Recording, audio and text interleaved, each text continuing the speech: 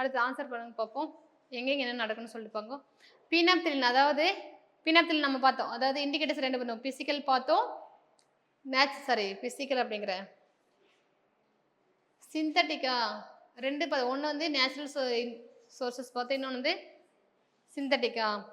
So நேச்சுரல்ங்கிறது வந்து இயற்கையை கிடைக்கக்கூடியது. அதை வச்சு நம்ம பார்க்குறது. இப்போ பினாப்திலின் அப்படிங்கிறது பார்த்தா அசிடிக் மீடியம் நமக்கு என்ன கிடைக்கணும்?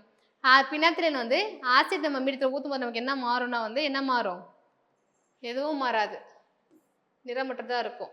ஆனால் பேஸில் அது என்னவா கிடைக்கும்? நம்மளுக்கு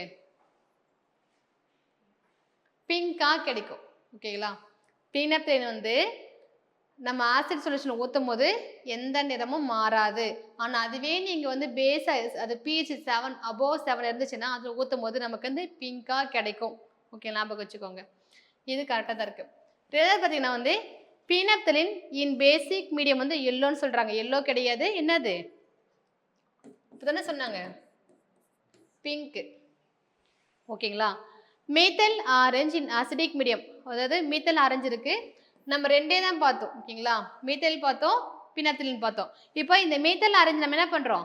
ஆசிட் ஊற்றும் நமக்கு என்ன கிடைக்கணும்? வந்து பிங்க் அல்லது ரெட் வந்து கிடைக்கும். ஓகேங்களா? இதுவே இந்த மீத்தல் ஆரஞ்சு நம்ம பேசிக் ஊற்றும் நமக்கு என்ன கிடைக்கும்? எல்லோ கிடைக்கும்.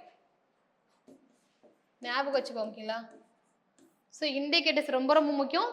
எது ஆசிட்ல என்னவா ஆகுது, பேஸ்ல வந்து என்னவா மாறுதுன்னு சொல்லிட்டு. மஞ்சள் என்ன நடக்கும்? எல்லோ. பிக்சர் நான் போட்டேன்.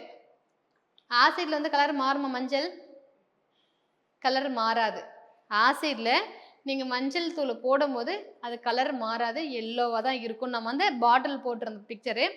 அதுவே நீங்கள் பேஸில் போடும்போது ஞாபகம் வச்சுக்கோங்க, நார்மலாக நம்ம சோப்பு பயன்படுத்துகிறோம், அதில் வந்து நல்ல சுண்ணாம்பு இருக்குன்னு வச்சுக்கோயேன், அதில் என்ன பண்ண லைட்டாக நீங்கள் மஞ்சள் போட்டிங்கன்னா ரெட்டாக மாறும். ஒன்றும் இல்லை, பாலத்திலாம் எடுப்பாங்க இல்லையா, பாலத்தி எடுக்கும்போது சுண்ணாம்பு போட்டு கலப்பாங்க இல்லையா, அது ரெட்டாக மாறுது இல்லையா. ஸோ அது வந்து பேஸ்.